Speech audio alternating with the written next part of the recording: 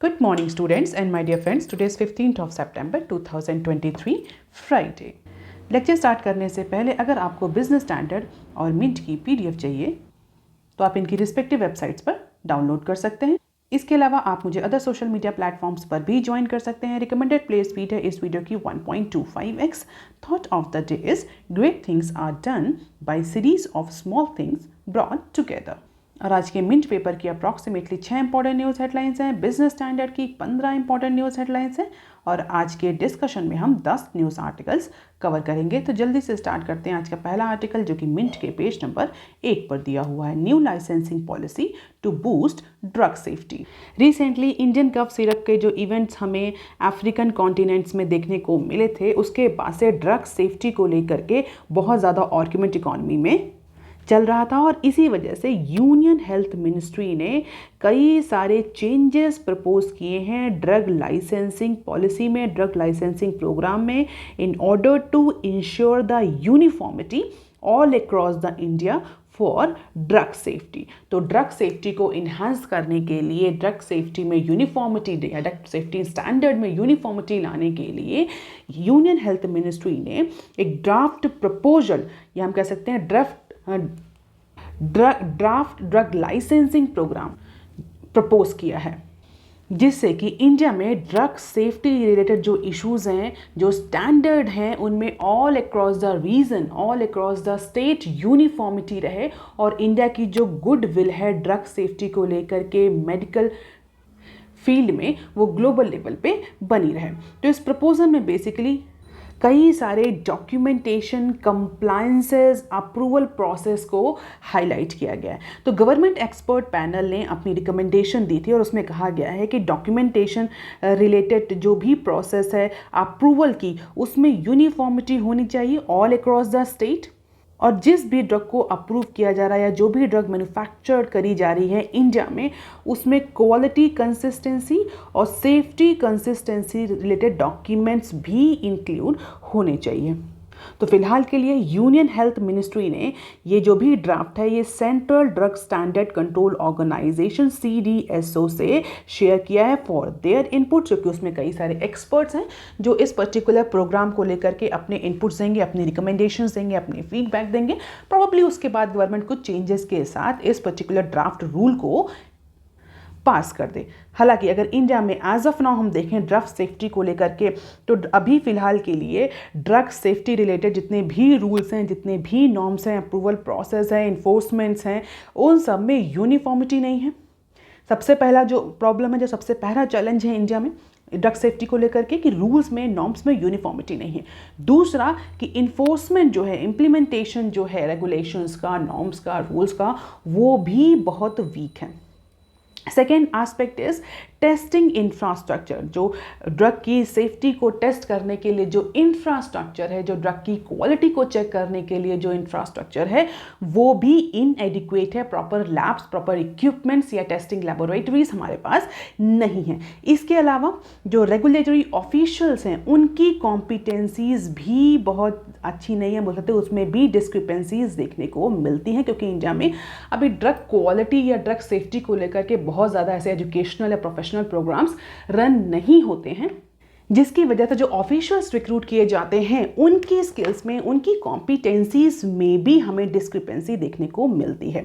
तो lack of uniformity, lack of infrastructure, discrepancies, all these are actually tarnishing the image of India as a global pharmacy और world pharmacy eight global level. तो Africa continent में जो cough syrup को लेकर के जो children's की डेथ हुई थी, उसके बाद से गवर्नमेंट और कई सारी एजेंसीज ड्रग सेफ्टी को लेकर के बहुत ज़्यादा वर्क कर रहे थे, क्योंकि इंडिया नहीं चाहता कि इंडिया का जो टैग है वर्ल्ड फार्मेसी का, वो फिलहाल के लिए कहीं से भी खराब हो, क्योंकि इसका सीधा इम्पैक्ट हमें अपने ट्रेड पर, अपने एक्सपोर्ट पर देखने को मिलेगा।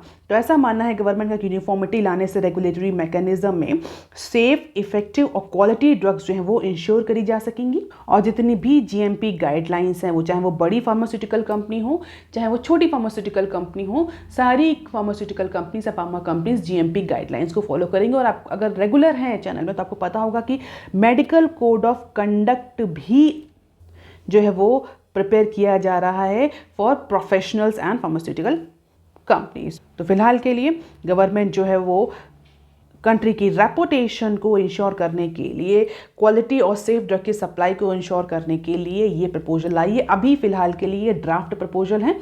आगे आने वाले टाइम में कई सारी नोडल एजेंसीज के साथ कंसल्टेशन के बाद, स्टेक होल्डर से कंसल्टेशन के बाद प्रॉब्ली ये गाइडलाइंस जो है वो जल्द ही इंप्लीमेंट करी जाएंगी।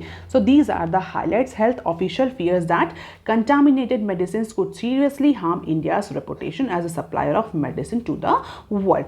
तो अप्रॉक्सीमेटली 84 के नंबर्स ऑफ ड्रग सैंपल जो टेस्ट किए गए हैं 2020 और 2021 में, जिसमें से 2652 जो सैंपल्स हैं वो क्वालिटी स्टैंडर्ड पर पूरे नहीं उतरे हैं, खरे नहीं उतरे हैं, और अप्रॉक्सीमेटली 263 सैंपल वर डिक्लेयर्ड एज स्प्यूरियस, फेक और डुप्लीकेट। और अगर हम इंडिया में देखें, अगर डुप्लीकेट ड्रग्स की बात करें, इंडिया फार्मास्यूटिकल सेक्टर में, इंडियन हेल्थ केयर सेक्टर में हम डुप्लीकेट काउंटरफीट और स्प्यूरियस ड्रग्स की बात करें तो ये एक बहुत बड़ा, बहुत स्ट्रॉन्ग मार्केट है इंडिया में। कुछ डेटाबेसेस का तो ये भी कहना है, कुछ स्टडीज़ का तो ये भी कहना है कि जो 40% जो फार्मास्यूटिकल ड्रग्स या थेरेपेटिक ड्रग्स जो अवेलेबल है मार्केट में, वो स्प्यूरियस होती हैं, वो सब स्टैंडर्ड होती हैं, वो काउंटरफीटेड होती हैं। इसीलिए कई बार आपने देखा भी होगा गवर्नमेंट एजेंसीज में ये एडवर्टीजमेंट भी किया था कि जब भी आप कोई ड्रग लें तो उस ड्रग का प्रॉपर बिल लें, जिससे कि आप ये इंश्योर कर सकें कि वो ड्रग एक्चुअल और रियल और ओरिजिनल ड्रग है इंस्टेड ऑफ काउंटरफीटेड और स्प्यूरियस ड्रग। कई बार ऐसा होता है कि 40 रुपए की ड्रग है तो 4 रुपए में अगर हमें मिल रही है तो हम ले लेते हैं, जबकि हमें पता नहीं होता कि वो ड्रग एक्चुअली में स्प्यूरियस ड्रग है या सब स्टैंडर्ड क्वालिटी की ड्रग है। And that is why government actually want to remove this all mal practices। और इसी वजह से रिसेंटली टेस्टिंग भी इंक्रीज हुई है, ये स्टैंडर्ड क्वालिटी को लेकर के नए नॉर्म्स भी आ रहे हैं। और अगर हम देखें कुछ इवेंट्स को, तो Indian drugs that fail quality check abroad, ऐसा नहीं कि सिर्फ इंडिया में ही चेक हुआ है, अब्रॉड की जो एजेंसीज हैं, लेबोरेटरीज हैं, उन्होंने भी इंडिया की क्वालिटी चेक करा है और उसमें कई बार जो इंडियन ड्रग्स हैं वो फेल रही हैं, वो अप्रूव नहीं हो पाई, चाहे वो गाम्बिया हो, चाहे वो उज्बेकिस्तान हो या US हो। और हमें इसी वजह से रीसेंट रिकॉल्स भी देखने को मिलता है, जैसे कि डाइजीन जेल जो कि एंटासिड है, बहुत ज़्यादा यूज़ होता है, एटसेट्रिस का भी कंपनी ने रिकॉल किया। तो कई बार जो है रिकॉल हमें प्रोडक्ट्स के देखने को मिल रहे हैं, टेस्टिंग में ड्रग्स फेल हो रही है। And it is not a very good situation for India as a pharmaceutical global hub. तो इसी को लेकर के गवर्नमेंट अब क्वालिटी स्टैंडर्ड के नॉर्म्स लाने जा रही है। आप देख लेते हैं article number 2 that is given on page number 1 of Mint paper. INB ministry weighs bill to regulate OTT DT। तो INB ministry means the ministry of information and broadcasting. तो इंफॉर्मेशन एंड ब्रॉडकास्टिंग मिनिस्ट्री जो है एक नया bill लाने जा रही है। किस चीज़ के लिए बिल लाने जा रही है? To regulate the broadcasting services including OTT apps and D2H services. अभी तक जितना भी जो अगर हम देखें इंडिया में जो ब्रॉडकास्टिंग रिलेटेड जो रूल्स हैं वो चैनल्स पर, फिल्म्स पर, एडवर्टीजमेंट, इन सब पर एप्लीकेबल होता है। बहुत ज़्यादा रेगुलेशन अभी OTT और DTH सर्विसेज में हमें देखने को नहीं मिला था, जिसकी वजह से कई बार OTT प्लेटफॉर्म्स में हमें ऐसा कंटेंट देखने को मिलता था जो कि अप्रूव नहीं होता था और सोसाइटल पर्सपेक्टिव से एप्ट नहीं होता था। तो इसीलिए अब ministry of information and broadcasting is bringing the new regulation for regulating all broadcasting services including the OTT apps and D2H। जो पुराना जो बिल है उसके लूप होल्स को देखते हुए अब जो नया बिल है वो प्रपोज किया जा रहा है। और इस नए बिल में जितने भी जो नए एप्लीकेशंस जो पिछले कुछ टाइम में जो नए टेक्नोलॉजिकल एडवांसमेंट आए हैं वो भी इंक्लूड होंगे, जैसे कि OTT और D2H सर्विसेज। अभी फिलहाल के लिए बिल जो है वो अपनी इनिशियल स्टेज पर है। ऐसा कहा जा रहा है कि जनरल इलेक्शन के बाद जो है गवर्नमेंट इस पर्टिकुलर बिल को परस्यू कर सकती है। और अगर देखें तो मोर इम्पॉर्टेंटली इस बिल में जो फोकस होगा वो OTT सर्विसेज पर ज़्यादा होगा, कि कई बार OTT सर्विसेज जो हैं वो कई सारे रेगुलेशन से स्केप कर जाती हैं। और इनका जो इम्पैक्ट अगर हम सोसाइटी में इस समय देखें तो वाइल द 1-to-1 और direct messaging OTT will be taken up for regulation in Indian telecommunication bill, लेकिन बहुत ज़्यादा रेगुलेशन नहीं है। और इनका इम्पैक्ट OTT जो प्लेटफॉर्म्स हैं उस पर जो कंटेंट है, जो उस कंटेंट की एक्सेप्टेबिलिटी है, पेनिट्रेशन है सोसाइटी में बहुत अच्छी है। And that is why there is a time to regulate the OTT platforms as well. इससे पहले अगर हम ब्रॉडकास्टिंग को देखें तो पहले जो डेफिनेशन थी ब्रॉडकास्टिंग की, उसमें communication in telecom bill, the broadcasting were earlier included in the definition of communication under the telecommunication bill, but later on it is removed from definition and will be taken up separately as per the person. तो कई सारे जो regulation है वो telecom bill से आते हैं, लेकिन अब फिलहाल के लिए INB मिनिस्ट्री जो है वो बहुत सारे जितने भी ब्रॉडकास्टिंग सर्विसेज है सबको अलग अलग डिफाइन करेगी और सबको सेपरेटली रेगुलेट करेगी, चाहे वो OTT रेगुलेशन हो, चाहे वो DTH हो, चाहे वो चैनल्स को लेकर के अलग अलग कंटेंट के लिए अलग अलग टाइप के रेगुलेशंस जो हैं वो लाए जाएंगे। और इसी कंटेक्स्ट में cable television network regulation act को रीनेम करने के लिए भी ब्रॉडकास्टिंग मिनिस्ट्री सोच रही है, और कहा जा रहा है उसको ऐसा रीनेम किया जाएगा ब्रॉडकास्टिंग सर्विसेज रेगुलेशन बिल, जिसमें DTH OTT भी इंक्लूडेड होंगे। तो फिलहाल के लिए अभी इनिशियल स्टेज है, जब डिटेल में बिल आएगा तब हम इसको डिस्कस करेंगे। आप देख लेते हैं article number 4 that is given on page number 1, page number 4 of Business Standard. Page number 1 के जो आर्टिकल हैं वो हम शॉर्ट न्यूज सेक्शन में कवर करेंगे। देख लेते हैं पहला आर्टिकल क्या, pulses price stabilise as rain revive in key state. अभी रिसेंटली हमें पल्सेस के प्राइस में एक सडन राइज देखने को मिला था, एक्सेप्ट उड़द और मसूर। अगर उड़द और मसूर को छोड़ो तो उसमें इतना इंक्रीज नहीं था, इसके अलावा जितनी भी पल्सेस थी उसमें हमें एक स्टडी सर्ज, उनके प्राइस में हमें एक स्टडी सर्ज देखने को मिल रहा था। और उसका रीज़न ये था कि मानसून को लेकर के जो एंटिसिपेशन था कि इंडिया में एल नीनो आएगा जिसकी वजह से कम मानसून आएगा, तो कम प्रोडक्टिविटी एंटिसिपेट करी जा रही थी या लेस अवेलेबिलिटी एंटिसिपेट की जा रही थी, जिसकी वजह से एक स्टडी सर्ज हमें देखने को मिला था पल्सेस के प्राइस में।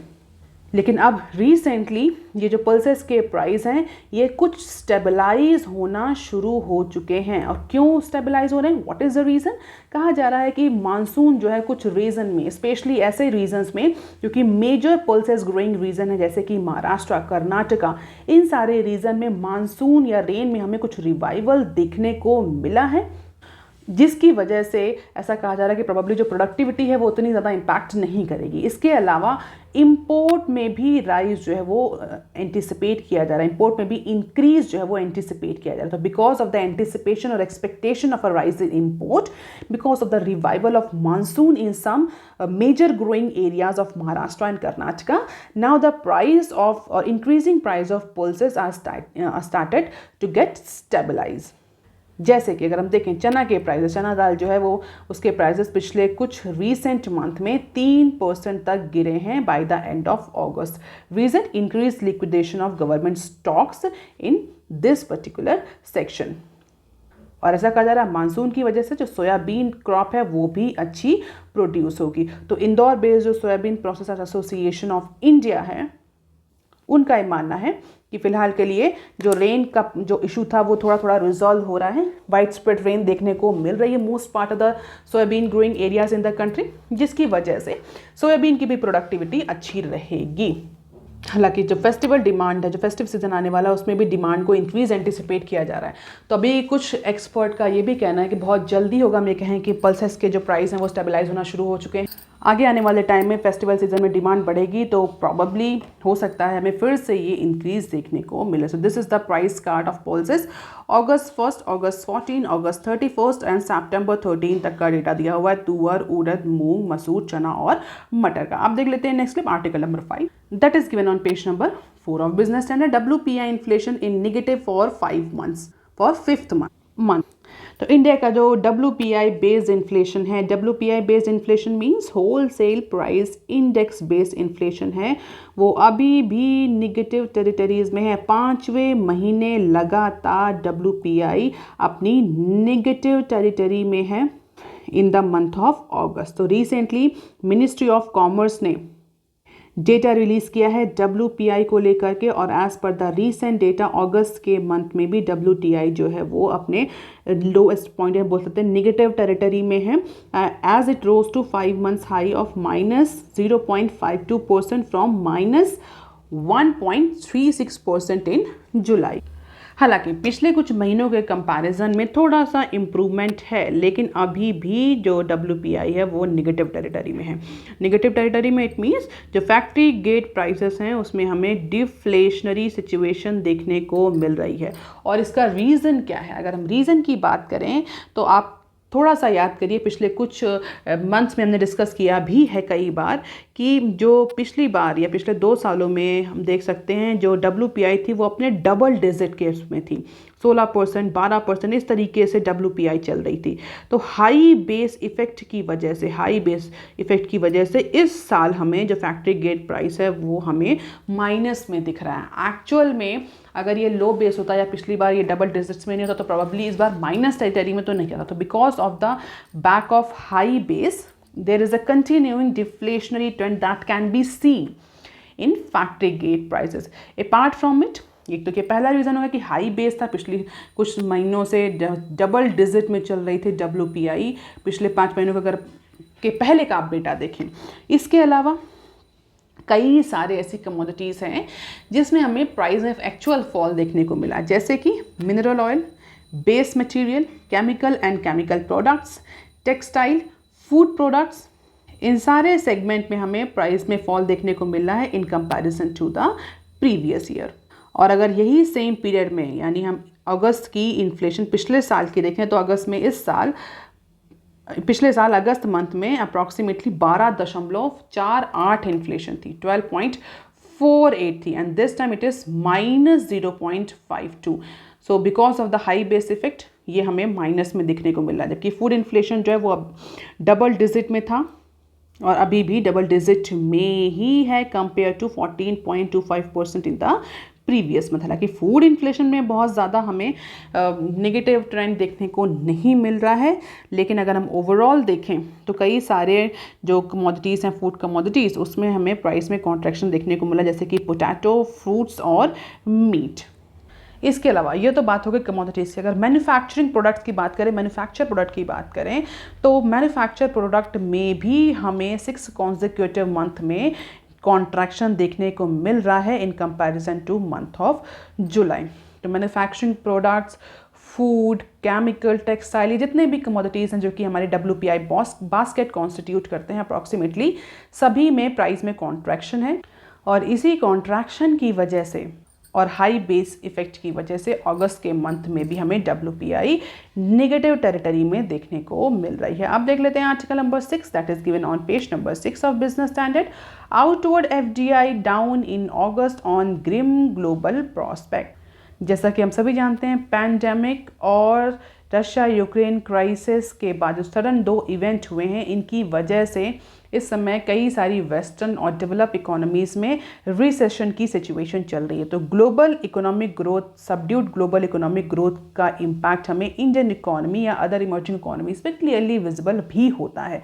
अगर हम इंडिया के कंटेक्स्ट में बात करें तो because of this subdued global economic growth, because of this recessionary situation, India का जो आउटवर्ड FDI है, आउटवर्ड FDI मीन्स ऐसा इन्वेस्टमेंट जो कि इंडिया से बाहर जाता है अदर कंट्रीज़ में, यानी इंडियन कंपनीज, इंडियन नेशनल्स जो हैं अदर कंट्रीज़ में जो इन्वेस्टमेंट करते हैं उसको हम आउटवर्ड FDI बोलते हैं। और जो बाहर की कंपनी से बाहर के कंट्रीज़ में इंडिया में इन्वेस्टमेंट आता है उसको बोलते हैं इनवर्ड FDI। तो यहाँ पर हम बात कर रहे हैं आउटवर्ड FDI के डेटा के बारे में। तो because of the subdued global economic growth, because of the recessionary situations, recessionary conditions into major developing और वेस्टर्न इकोनॉमीज, इंडिया का जो आउटवर्ड FDI है यानी जो आउटवर्ड फॉरेन डायरेक्ट इन्वेस्टमेंट है वो 33% से फॉल कर गया है in the month of August. तो अप्रॉक्सीमेटली $1.21 बिलियन का आउटवर्ड FDI रहा in the month of August compare to the month of July. जुलाई के मंथ में कितना था ये आउटवर्ड FDI? Approximately $1.82 billion. तो $1.82 बिलियन से रिड्यूस होकर $1.21 बिलियन पहुंच गया। अप्रॉक्सीमेटली 33% का डिक्रीज हमें आउटवर्ड FDI में देखने को मिल रहा है। और ये सिर्फ मंथ वाइज डेसिलरेशन या डिक्लाइन या कॉन्ट्रैक्शन नहीं है। अगर हम ईयर ऑन ईयर बेसिस पर कंपेयर करें तो रिजर्व बैंक ऑफ इंडिया का डेटा ये शो करता है कि ईयर ऑन ईयर बेसिस पर भी हमें एक शार्प कॉन्ट्रैक्शन, शार्प डिक्लाइन देखने को मिल रहा है। अगर पिछले साल यानी अगस्त 2022 का हम FDI देखें, आउटवर्ड FDI देखें, तो उस बार अगस्त मंथ में अप्रॉक्सीमेटली $9.76 बिलियन का आउटवर्ड FDI था, जो कि रिड्यूस होकर के $2 1.21 बिलियन पहुंच गया है। तो मंथली बेसिस पर भी, मंथ बेसिस पर कंपैरिजन पर भी और ईयर ऑन ईयर बेसिस पर, यानी पिछले साल के डेटा से कंपेयर करें तो शार्प डिक्लाइन देखने को मिल रहा है। और आफ्टर डिक्लाइनिंग 2 कॉन्जिक्यूटिव मंथ, यानी जुलाई और अगस्त में कंसिक्वेंटली हमें ये डिक्लाइन देखने को मिला। जून से ये स्टार्ट हुआ है और अगस्त में भी ये आउटवर्ड एफडीआई या आउटवर्ड फॉरेन डायरेक्ट इन्वेस्टमेंट में डिक्लाइन कंटिन्यू है। यानी जुलाई और अगस्त में के कंपैरिजन में, जुलाई के कंपैरिजन में अगस्त में ये डिक्लाइन सिग्निफिकेंट। हालांकि अगर हम सिर्फ जुलाई का डेटा देखें तो जुलाई में थोड़ा सा इंक्रीज हमें एफडीआई में देखने को मिल रहा था। जुलाई में जो एफडीआई था वो $1, FDI here means outward FDI, $1.8 billion, जबकि जून में जो था $1.07। तो जून से थोड़ा सा इंक्रीज हुआ था जुलाई में, लेकिन अगस्त में हमें ये सिग्निफिकेंट डिक्लाइन फिर से देखने को मिला है। तो क्या क्या कॉन्स्टिट्यूट होता है आउटवर्ड एफडीआई में? फाइनेंशियल कमिटमेंट, जिसमें बेसिकली 3 कंपोनेंट्स आते हैं, इक्विटी, लोन और गारंटीज, यानी इन तीनों सेगमेंट में अप्रॉक्सीमेटली कॉन्ट्रैक्शन है। और रीज़न यही है कि जो डेवलप मार्केट्स हैं उनमें फ़िलहाल के लिए बिजनेस है ही नहीं, इकोनॉमिक एक्टिविटीज़ हो ही नहीं रही, डिमांड है ही नहीं। क्यों? क्योंकि वो रिसेशनरी कंडीशंस फेस कर रहे हैं, जिसकी वजह से उन्हें फ़िलहाल के लिए किसी भी तरह के इन्वेस्टमेंट की ज़रूरत नहीं, और यहाँ वहाँ पर इन्वेस्टमेंट करना प्रॉफिटेबल वेंचर नहीं है, जिसका इम्पैक्ट हमें इंडिया के आउटवर्ड एफडीआई में देखने को मिल रहा है। तो जून में 1.07, जुलाई में 1.8 बिलियन और देन अगस्त में 1.21 का रेशियो रहा, डेटा रहा in terms of dollar billion. आप देख लेते हैं short news articles from Business Standard, not going back to licence Raj. तो आज बिजनेस स्टैंडर्ड ने अपने फ्रंट पेज पे हमारे जो फाइनेंस मिनिस्टर हैं उनका इंटरव्यू कवर किया, और ये सिर्फ फ्रंट पेज पर ही नहीं, ये नेक्स्ट पेज नंबर 8 या 9 पर भी आज ये पूरा जो है वो इंटरव्यू जो है वो कवर किया गया है हमारी फाइनेंस मिनिस्टर का, जिसमें बेसिकली जो की चैलेंजेस हैं इंडियन इकोनॉमी फेस कर रही है उसको लेकर के डिस्कशन किया गया है। जो रीसेंट रिफॉर्म्स लाए हैं गवर्नमेंट ने, जो रीसेंट पॉलिसी लाई, स्पेशली लाइसेंसिंग जो पॉलिसी लाई गई है कई सारे सेगमेंट में, और जो लाई जाने वाली है उसको लेकर के क्वेश्चंस किए गए हैं। तो एक्सक्लूसिव इंटरव्यू है जहां पर हमारी जो फाइनेंस मिनिस्टर है उन्होंने बोला है कि फ़िलहाल के लिए गवर्नमेंट का ऐसा कोई भी अप्रोच नहीं है कि हम लाइसेंस राज जो है वो वापस ला रहे हैं। एलपीजी रिफॉर्म्स के पहले किसी भी इंडस्ट्री या स्पेसिफिक सेगमेंट में इन्वेस्ट करने के लिए लाइसेंस की ज़रूरत होती थी, और जिस तरीके से रिसेंटली इंडिया ने लैपटॉप और अदर सेगमेंट में लाइसेंसिंग की पॉलिसी को इम्प्लीमेंट किया, तो कई सारे एक्सपर्ट्स का ये कहना था कि प्रोबेबली जो गवर्नमेंट है वो वापस से लाइसेंसिंग राज को वापस लाना चाह रही है। अगर लाइसेंसिंग राज सिस्टम या लाइसेंसिंग सिस्टम की बात करूँ तो that was a very corrupt system, और बहुत अच्छा उसको एप्रिसिएशन कभी नहीं मिला हमारे एक्सपर्ट्स के थ्रू। तो उसी को लेकर के जो हमारी फाइनेंस मिनिस्टर ने उन्होंने बोला है कि फ़िलहाल के लिए गवर्नमेंट का ऐसा कोई भी अप्रोच नहीं है कि हम लाइसेंस राज सिस्टम में वापस जाएं। और अगर गवर्नमेंट की प्रायोरिटीज़ की बात करें तो आगे आने वाली पॉलिसीज़ में गवर्नमेंट की जो फोकस रहेगा, जो स्पेशली फाइनेंस मिनिस्ट्री का जो फोकस रहेगा वो सनराइज सेक्टर और जॉब क्रिएशन पर होगा। आप मुझे कमेंट सेक्शन में लिख करके बताइए what are the sunrise sector, और एक और तरह का सेक्टर था जिसे बोलते हैं सनसेट सेक्टर। तो सनराइज और सनसेट सेक्टर्स क्या होते हैं, बेसिकली इनमें डिफरेंस क्या होता है। तो इसी को लेकर के हमारे जो फाइनेंस मिनिस्टर उन्होंने बोला कि जॉब क्रिएशन, एम्प्लॉयमेंट जनरेशन और सनराइज सेक्टर जो है वो सेंट्रल गवर्नमेंट का फोकस रहेगा इन अपकमिंग इकोनॉमिक पॉलिसीज़। और जिस तरीके से हम अभी इंडियन इकोनॉमी में साइन देख रहे हैं इम्प्रूवमेंट के, तो कहीं ना कहीं बायंसी जो है इकोनॉमी में वो इम्प्रूव हो रही है, ज़्यादा टैक्स कलेक्शन होगा, ज़्यादा रिवेन्यू कलेक्शन होगा, और इन्वेस्टमेंट कैपेक्स जो है वो बूस्ट करेगा, जिसकी वजह से इकोनॉमिक बूस्ट हमें देखने को मिलेगा। तो फेस्टिवल सीजन के पहले बायोंसी एक्सपेक्ट कर रहे हैं, हाई डिमांड एंटिसिपेट करी जा रही है, और ऐसा कहा जा रहा है कि आगे आने वाले टाइम में गवर्नमेंट जो है वो इन्फ्लेशन को प्रॉपर्ली कंट्रोल कर लेगी। अभी भी गवर्नमेंट के सामने जो इन्फ्लेशन सबसे बड़ा चैलेंज है उसको लेकर गवर्नमेंट बैठी नहीं है। Government is taking all active और proactive measure in order to control the inflation in current situation as well as in upcoming time। आप देख लेते हैं next clip, startup valuations rebound on path to profit, better macros. Indian startups जो कि initially अगर आप देखें 2-3 सालों से पिछले, उसमें हमें काफ़ी ज़्यादा हमने वैल्यूएशन इंक्रीज देखने को मिल रहा था, लेकिन अगर इस फाइनेंशियल ईयर की बात करें तो इस फाइनेंशियल ईयर में जो इंडियन स्टार्टअप्स है they were actually suffering from the markdowns in their valuation. हालांकि ये जो मार्क डाउन था, जो वैल्यूएशन में डिक्लाइन था, जो हमें इस साल देखने को मिला है, वो अब फिर से रिवर्स हो रहा है as the startups are now increasingly focusing on the path of profitability amid the positive macro economic indicators. तो US headquarter asset management company Baron Capital become the first foreign investor this year to mark up the valuation of Indian startup। और कई सारे जो Indian startups हैं उनकी जो valuation है उसको इंक्रीज, जैसे कि बात करें स्विगी का जो वैल्यूएशन है वो 33.9% से इंक्रीज हुआ in comparison to previous quarter. And this particular company has also marked up the valuation of fintech platform Pine Lab। तो 10% का उसके वैल्यूएशन में इंक्रीज दिखा रहा है। तो अभी जो रिसेंटली हमें ईयर में या बोल सकते हैं कैलेंडर ईयर में जो हमें एक सडन ड्रॉप या फॉल देखने को मिल रहा था स्टार्टअप्स के वैल्यूएशन में, वो अब रिवर्स हो गया। हालांकि अगर इस साल से पहले की हम बात करें तो हमें इस साल से पहले पिछले ईयर को ही अगर हम देख लें तो जो स्टार्टअप का वैल्यूएशन था वो बहुत ज़्यादा था और कई सारे एक्सपर्ट ने वॉर्न भी किया था कि this is just like a bubble valuation. Actually में कुछ नहीं है, बस ये एक बबल तरीके के हो, जब ये बबल बस्ट करेगा तो इंडियन इकोनॉमी को बहुत ज़्यादा नुकसान होगा। प्रोबेबली इस कैलेंडर ईयर में या इस साल में ये जो वैल्यूएशन था वो उतना अप्रिशिएट नहीं कर पाया, लेकिन अब फिर से वही सिचुएशन आने लगी। So this is a two way street. Valuation marks up for different startups, Baron Capital and Fidelity. किन किन कंपनीज में, किन किन स्टार्टअप्स में इन्होंने इन्वेस्ट किया है? Swiggy, pine lab and Meesho में।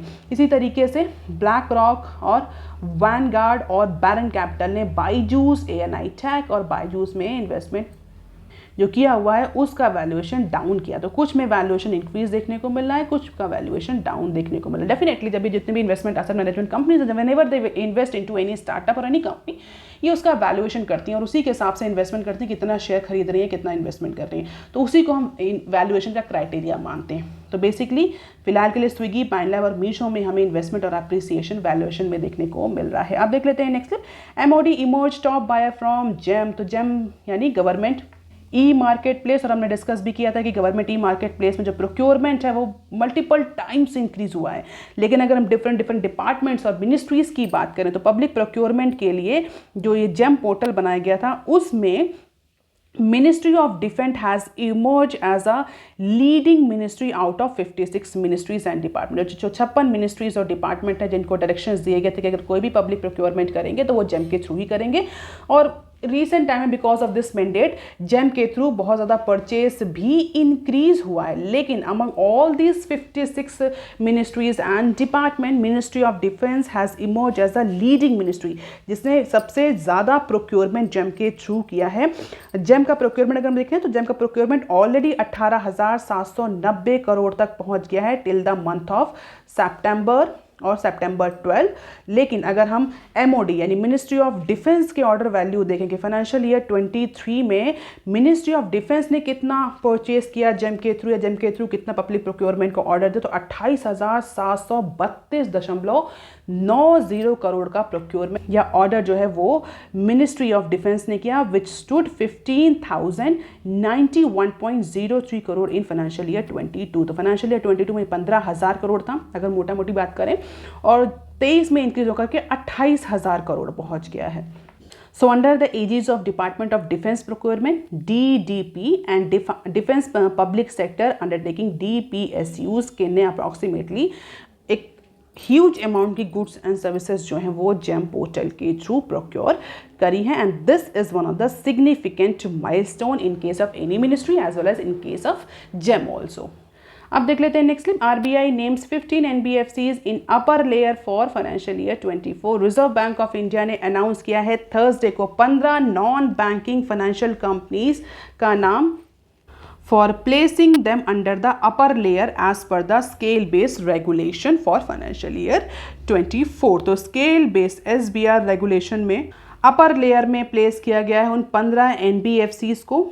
हालांकि इसमें अगर हम देखें जो 15 टॉप एनबीएफसीज हैं इसमें सबसे इंपॉर्टेंट टीएमएफ बिजनेस सर्विसेज, इसका नाम या टाटा मोटर्स फाइनेंस जो फॉर्मली टाटा मोटर्स फाइनेंस के नाम से जानी जाती थी, उसका नाम नहीं है। उसका नाम क्यों नहीं है? उसका नाम इसलिए नहीं क्योंकि फिलहाल के टाटा मोटर्स या टीएमएफ बिजनेस सर्विसेज जो हैं वो अपना बिजनेस रीऑर्गेनाइजेशन कर रहे हैं, इसी वजह से उनका नाम फिलहाल के लिए इस टॉप लेयर में इंक्लूड नहीं किया गया है। सम एनबीएफसीज जो टॉप लेयर में आई हैं that is LIC Housing Finance, Bajaj Finance and Tata sons.